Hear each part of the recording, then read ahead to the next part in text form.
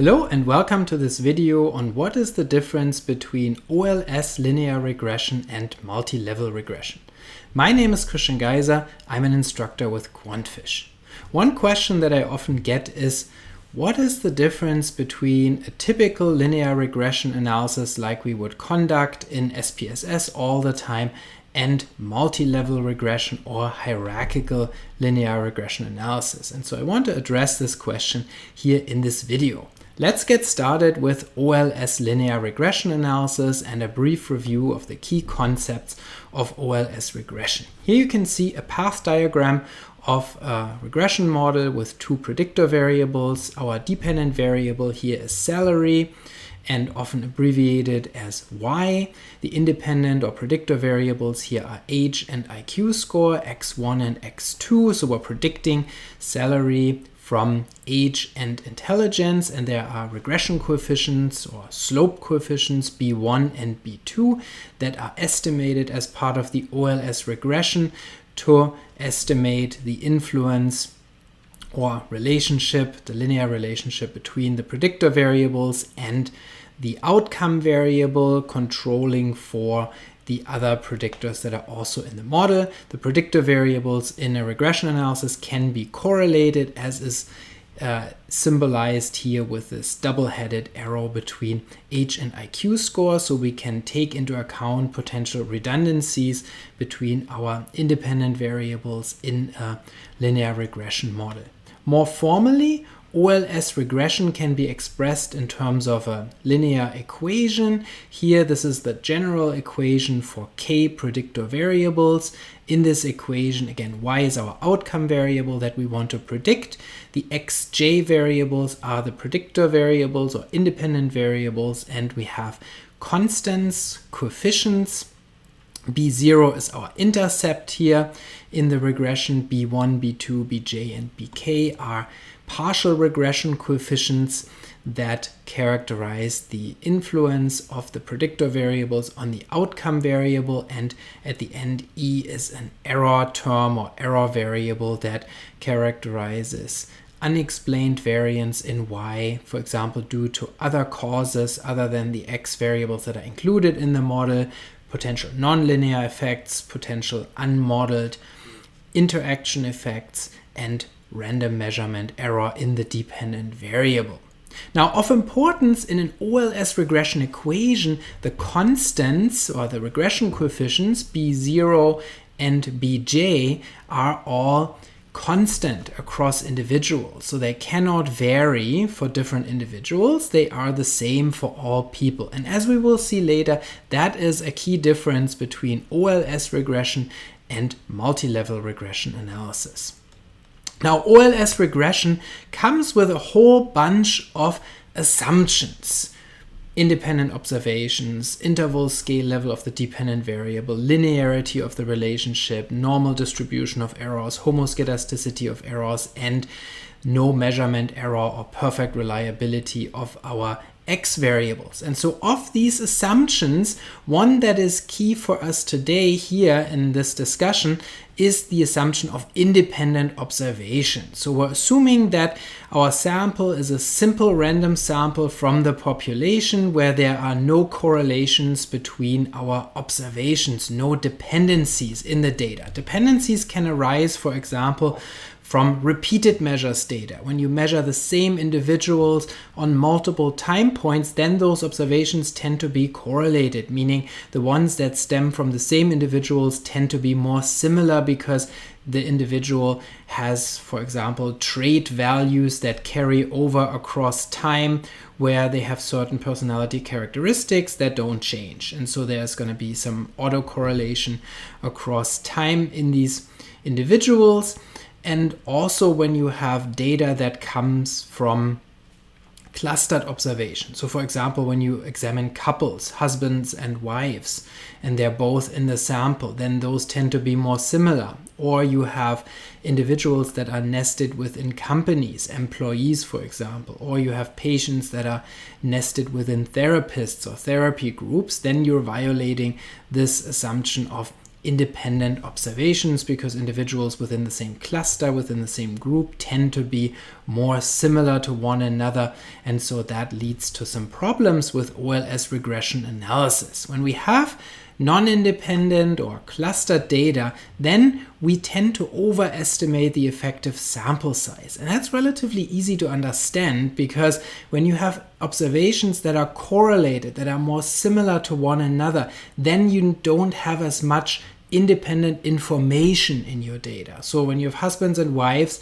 and they provide the same information or similar information on the variables that you are studying, then obviously you would need more husbands and wives to get the same amount of different information out of your data. So you don't have quite the sample size that you think you have when you have clustered observations, and that has consequences for statistical inference. So when you do tests of statistical significance, then those are based on estimating standard errors oftentimes. When you test a parameter against 0 in the population, then you often do this with a z-test, where you divide the parameter by its standard error, or a t-test, and then get a test statistic that you then use in a test of significance. And so when you have a sample size estimation that is an overestimation, then your standard errors tend to be too small, and as a result your test statistics become too big, and then you get higher rate of significance than you should, meaning you have type 1 error inflation. You're rejecting the null hypothesis more frequently than you should, and that is not a good thing. Also, when you have underestimated standard errors, meaning standard errors that are too small, and you calculate confidence intervals based on those biased standard errors, then the confidence intervals will tend to be too optimistic, meaning too narrow, and they'll show you a precision of your parameter estimates that is actually not realistic. So you will be overly optimistic about the precision of your parameter estimation because your standard errors are too small, and then your confidence intervals are too narrow. Also, multi-level data structures with clustered data can also result in parameter bias. So not only can your statistical inference be messed up, but also the parameters as such, meaning the regression coefficients, they could be biased, and that obviously also isn't a good thing. And then finally, when you have data at multiple levels, meaning at the individual level and at the group level, then the question also arises as to how you would include variables, independent variables or predictors at multiple levels. So let's say, for example, you have individuals who are nested within companies and you're predicting salary, and you have variables that are at the company level, for example, the work climate in that company, or the size of the company, or something like that, that might be relevant for predicting salary. Then how would you include that? If you're using individual data, how would you structure your data appropriately to do that? And that's much easier to do with multi-level analysis than it is with OLS regression. Now, one way to address clustered data with OLS regression would be to use dummy coding of groups. And you can do that when you have few groups. So if you have a multi-level design or clustered data design where you have only, let's say, 10 groups, then you could just simply dummy code those. And then that's called a fixed effects approach to clustering, where you just simply add those dummy codes to take the differences between the groups into account, meaning mean differences across the groups that reflect that non-independence of observation. So that's a possibility, and that's actually something that is recommended when you have few clusters. So when there are not very many groups, then it doesn't make sense oftentimes to run a multi-level analysis, because there's just simply not a large enough group or cluster level sample size. But when you have more clusters, let's say you have 100 companies or 50 companies, then that becomes impractical, because you would need so many dummy codes and your model would be super large. So then in that case, we prefer to use multi-level analysis. Now, how can you measure non-independence? So how can you even find out whether the clustering does cause that non-independence? There's a measure called the intra-class correlation coefficient that allows you to measure the degree of non-independence. And so the intra-class correlation coefficient is defined as the between cluster variance sigma squared b divided by total variance, where total variance is the sum of between cluster variance and within cluster variance. And so that way you can figure out how strong the non-independence is. If you find an intra-class correlation of 0, then it means there's no between cluster variance. And so in that situation, then you don't need to make an adjustment for clustering. But oftentimes you'll find that the intra-class correlation coefficient is greater than 0. And then even if it is small, even if it's like 0.10 or something like that, then that can have a serious impact on your standard errors and statistical inference. So then you want to make a correction for that of some sort, for example, by using multi-level analysis. Now, how does multi-level analysis work? One approach or one model of multi-level regression is so-called random coefficient regression. Random coefficient regression has regression models at various levels. In the simplest case, just 2 levels. If you have a 2-level clustered design where you have, for example, individuals nested within companies, then you can have a level 1 equation and level 2 equations. The level 1 equation here in the simplest case of a bivariate model with just one predictor variable looks like this. It looks very similar to an OLS regression analysis where you have an outcome Yij, where I is the individual, j is the cluster or group, and you have an intercept beta 0j and a slope coefficient beta 1j, and then you have your predictor xij and an error term rij. Now, of importance in this random coefficient regression analysis, the beta 0 and beta 1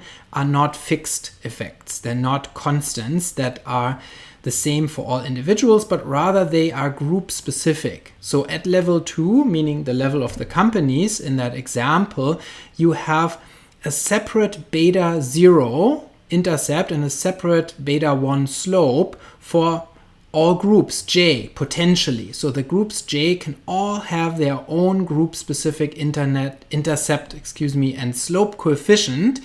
And so this means there can be variance in the intercept and variance in the slopes across clusters. And that is expressed by the level 2 equations where the intercept beta 0j as a random intercept coefficient is broken down into a grand intercept gamma 00. So that would be the average intercept across all groups, across all companies, plus an error term u0j, which characterizes the group-specific deviation or company-specific deviation of the intercept from the grand intercept gamma 00. Same for the slope. So the slope also has a grand slope gamma 10, which indicates the mean slope across all companies, plus a company-specific deviation u1j, where a given company can have a slope that can depart from the mean slope. And so that way we're taking into account the non-independence, we're taking into account that different companies can have a different intercept, different mean, they can have a different slope also of the regression. And then that way we are safe. So if all your concern is level 1 variables, so level 1 predictors at the individual level, but you do want to account for clustering, then random coefficient regression analysis solves your problem. Now, if you also have predictor variables, independent variables that you want to consider at the company level, at level 2, then you can use an extended version of this model where you have the same level 1 equation as before, but at level 2 you have one or more level 2 predictors. So here indicated as Wj, where Wj is used in this case to explain differences in intercepts across companies and also differences in slopes across companies. So that's a random intercept and random slopes as outcomes model, where at level 2 you're explaining differences in intercept and slope across companies by one level 2 predictor. And so that way you can take a look at both level 1 predictors and level 2 predictors, and also the interaction, so-called cross-level interactions between level 1 and level 2 predictors, which are automatically included in the model if you have a slope as outcome like we do here. This model is not limited to just one predictor at each level. You can have multiple predictors at each level. You can also have more than 2 levels, so you can have a 3-level model and potentially more levels in the analysis as well. Thank you so much for joining me for this video on the difference between ordinary least squares regression and multi-level regression analysis. I hope you found this useful. If you did, please check out the description for additional resources, including courses on multi-level analysis that I teach for QuantFish, and I'll see you next time.